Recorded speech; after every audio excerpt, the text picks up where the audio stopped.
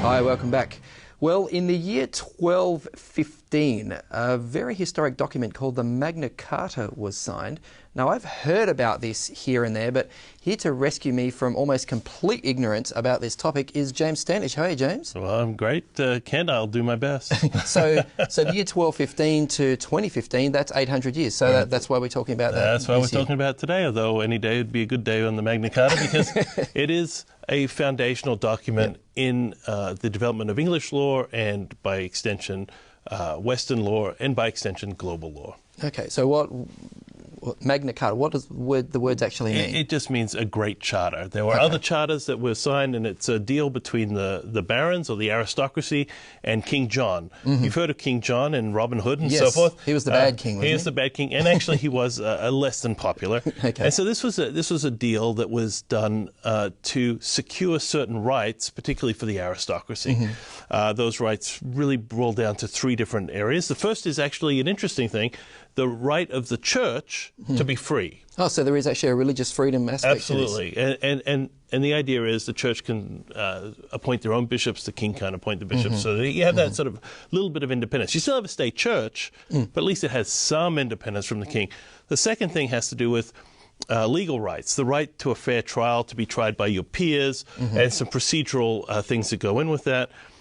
And then the final area is tax. And there's a lot of clauses that have to do with protecting your personal property against the grab by the king. Some things haven't changed, James. The top end of town whinging about tax. That's exactly right.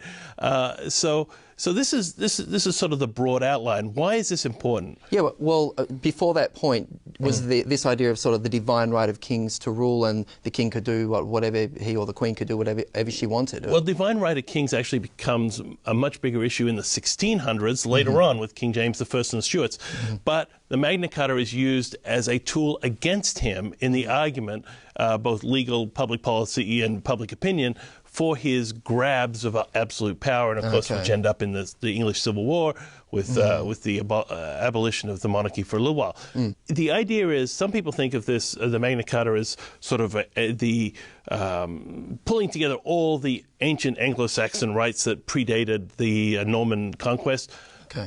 Probably not exactly. It really is a negotiated settlement between two interested parties. Well, what I'm really interested in, James, is how is the Magna Carta relevant to today? Because it's not codified in our constitution, or it's not. But of course, it influences our ideas of jurisdictional fairness, and this is particularly important today because one of the principles that comes out of this idea is ideas like habeas corpus, which is if you're incarcerated, you have a right to come out before a judge in an impartial hearing in a timely manner. Now, in Australia right now, we have a whole group of people who the state has incarcerated.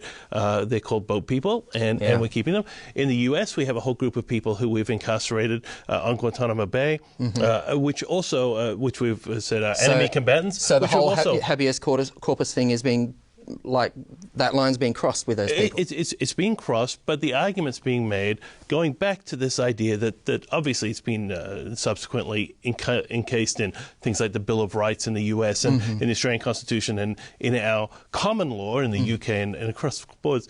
But the issues that are at stake there are still very much in play, and the influence, you'd hope, of this document would be towards the end of justice, procedural fairness, and away from ultimate state power without any accountability. Well, there you go. Those who fail to learn the lessons of history are destined to repeat them, as they say. Yeah, here we are. Thanks so much for your time today, James. Pleasure. Stay with us. More In Focus coming up.